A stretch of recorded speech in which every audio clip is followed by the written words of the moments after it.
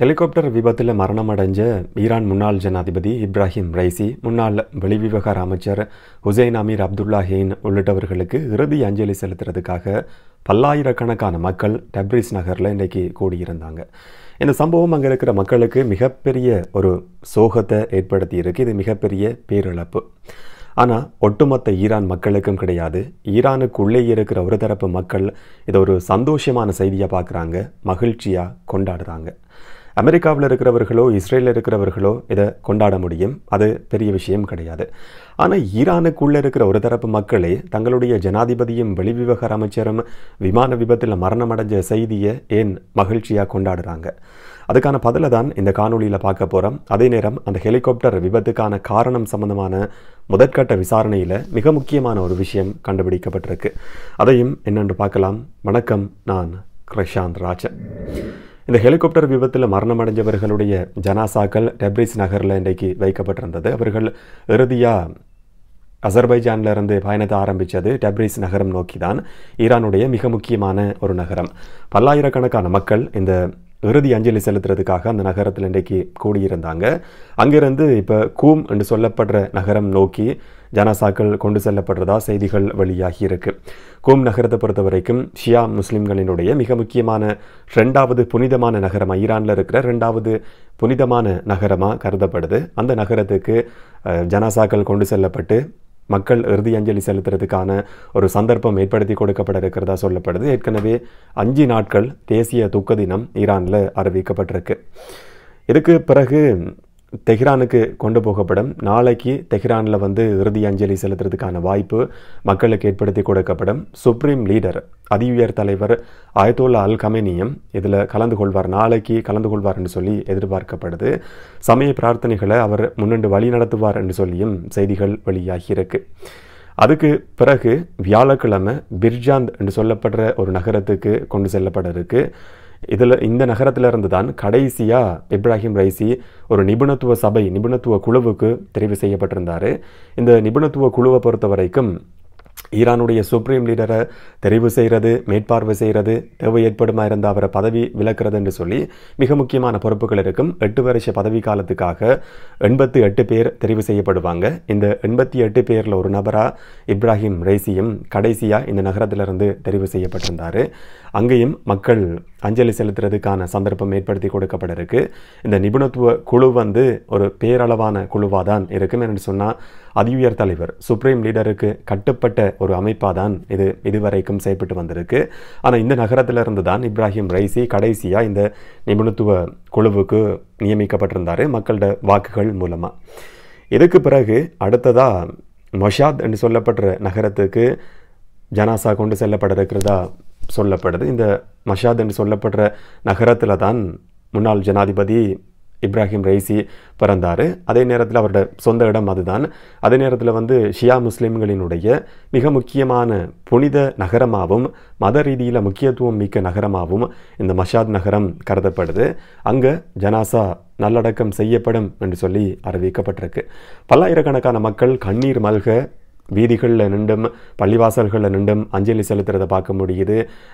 பெரும்பாலான நகரங்கள் மயான அமைதி நிலவர மாதிரியான காட்சிகள் வெளியாகி இருக்கு.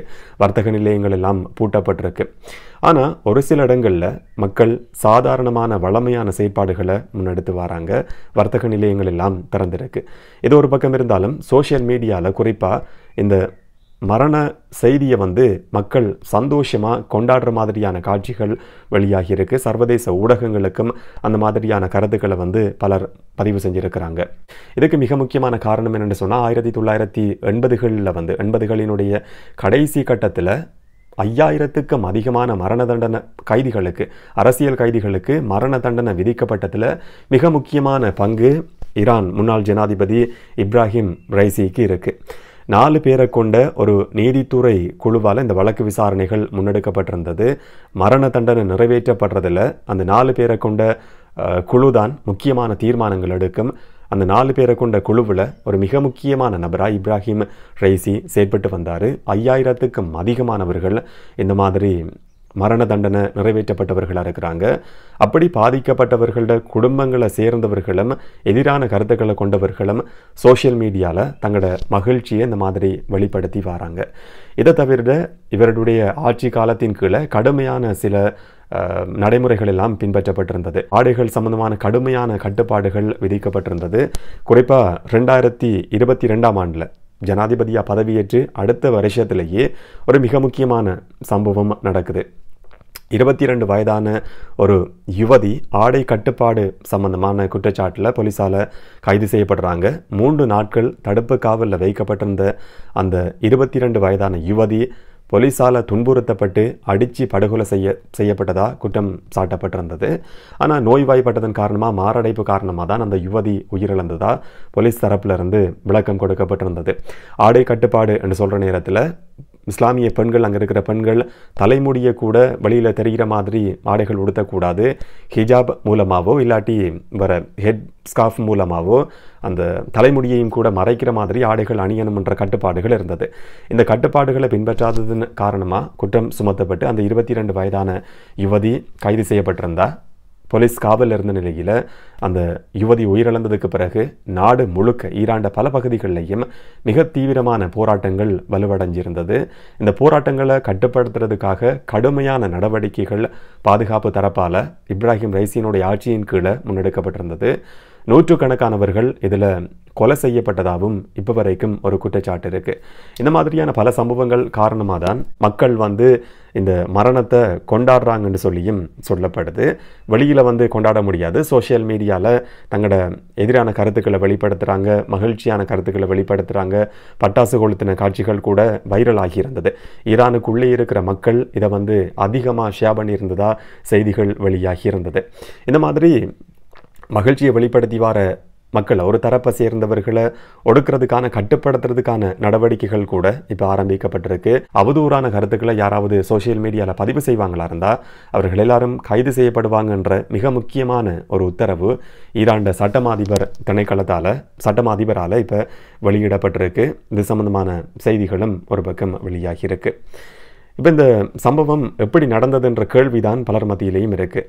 ஹெலிகாப்டர் விபத்துக்குள்ளானது, விழுந்து நொறுங்கினதுன்றது எல்லாருக்குமே தெரியும்.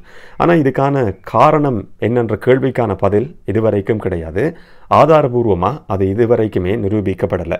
இதுவரைக்கும் சொல்லப்பட்ட காரணங்கள் எல்லாமே வெறும் ஊகங்கள் மட்டும்தான், ஊகிக்கப்பட்ட காரணங்கள் மட்டுமாக தான் இருக்குது. 50 வருஷங்கள் பழமையான ஒரு ஹெலிகாப்டர் பயன்படுத்தப்பட்டது தான் இதுக்கான காரணம். தொழில்நுட்ப கோளாறுகள் ஏற்பட்டிருக்க முடியும் என்று சொல்லப்பட்டிருந்தது. அதே நேரம் திடீரென்று சொல்லி ஏற்பட்ட சீரற்ற வானிலை தான் இதுக்கான காரணமாக இருக்க முடியும் என்று சொல்லியும் ஒரு காரணம் சொல்லப்பட்டிருந்தது. இது எல்லாம் ஊகங்கள் மட்டும்தான். உண்மையான காரணத்தை ஆதாரபூர்வமாக கண்டுபிடிக்கிறதுக்காக ஈரானில் ஒரு விசேடமான விசாரணை குழு நியமிக்கப்பட்டிருக்கு. ரஷ்யாவும் இந்த விசாரணைகளுக்கு ஒத்துழைப்பு தாரதா ஒரு வாக்குறுதியை கொடுத்திருக்கு. அந்த சம்பவம் நடந்த இடத்துக்கு இந்த விசாரணை குழு அதிகாரிகள் போயிருக்கிறதா இப்போ செய்திகள் வெளியாகியிருக்கு. இதே நேரத்தில் இந்த ஹெலிகாப்டர் அந்த விழுந்த இடம் கண்டுபிடிக்கப்பட்டதில் துருக்கிக்கு மிக முக்கியமான ஒரு பங்கு இருக்குது. துருக்கியினுடைய ட்ரோன் தான் அந்த இடத்தை முதல்ல கண்டுபிடிச்சிருந்தது. அப்போ துருக்கியிட விசாரணை அதிகாரிகள், மீட்புக்குழு அதிகாரிகள் அந்த இடத்துக்கு போய் முதற்கட்டமாக சில ஆதாரங்களை கண்டுபிடிக்கிறாங்க, சேகரிக்கிறாங்க. இதிலிருந்து மிக முக்கியமான ஒரு விஷயம் கண்டுபிடிக்கப்படுது. துருக்கியினுடைய போக்குவரத்து துறை அமைச்சரும் இதை ஊடகங்களுக்கு சொல்லியிருக்கிறாரு. இந்த ஹெலிகாப்டரில் இருந்த டிரான்ஸ்பாண்டர் என்று சொல்லப்படுற ஒரு விதமான கருவி ஆஃப் பண்ணப்பட்டிருக்கிறதுக்கான வாய்ப்பு இருக்குது. அப்படி இல்லாட்டி அந்த டிரான்ஸ்பாண்டர் என்று சொல்லப்படுற கருவி அந்த ஹெலிகாப்டரில் இருக்கவே இல்லை என்ற தகவல் இப்போ வெளியாகி இருக்கு. இந்த டிரான்ஸ்பாண்டர் என்று சொல்லப்படுற கருவி ஒரு ஹெலிகாப்டருக்கு மிக முக்கியமானது. அதுவும் இந்த மாதிரியான முக்கியஸ்தர்கள் பயணம் செய்யும் போது அந்த கருவி அதில் இருந்திருக்கிறதுக்கான வாய்ப்பு இருக்குது. அப்போ அது யாரால் ஆஃப் பண்ணப்பட்டதுன்ற மிக முக்கியமான ஒரு கேள்வி இருக்குது. இந்த எதிரான கருத்துக்களை சோஷியல் மீடியாவில் முன்வைக்கிற ஈரானை சேர்ந்த மக்கள் ஒரு சிலர் பதிவு செய்கிற விஷயம் என்னென்னு சொன்னால், அடுத்த அதி உயர் தலைவர் என்ற பதவி நிலையை இவர் இப்ராஹிம் ரைசி அடைகிறதுக்கான வாய்ப்பு இருந்தது. உள்ளே இருக்கிற சிலருக்கு கூட இது பிடிக்காமல் இருந்தது என்ற விஷயங்கள் கூட சில இடங்களில் பதிவு செய்யப்பட்டிருக்கு. ஆனால் விசாரணைகளுக்கு பிறகுதான் உண்மை என்னன்றது தெரிய வரும். இந்த டிரான்ஸ்பாண்டர் என்ன செய்யும்னு சொன்னால், ஏர் டிராஃபிக் கண்ட்ரோலுக்கும் மற்ற விமானங்களிலிருந்து வர ரேடர் சிக்னல்களுக்கும் அந்த சமிங்கைகளுக்கும் பதிலளிக்கும். ரியல் டைமில் அந்த நேரத்தில் அந்த விமானம் எவ்வளவு உயரத்தில் இருக்குது, எந்த இடத்துல இருக்குன்றதை கண்டுபிடிக்கிறதுக்கு இது வசதியாக இருக்கும். அப்போ இந்த மாதிரி மிக முக்கியத்துவமான ஒரு கருவி அந்த விமானத்தில் அந்த ஹெலிகாப்டரில் எப்படி இல்லாமல் போனது, அப்படி இருந்திருந்தால் அது யாரால் ஆஃப் பண்ணப்பட்டது என்ற ஒரு மிக முக்கியமான கேள்வி இருக்குது. விசாரணைகள் தொடர்ச்சியாக நடத்தப்பட்டு வருது. விசாரணைகளுக்கு பிறகு உண்மை என்னன்றது தெரிய வரும் என்று சொல்லி நம்ம நம்புவோம், எதிர்பார்ப்போம்.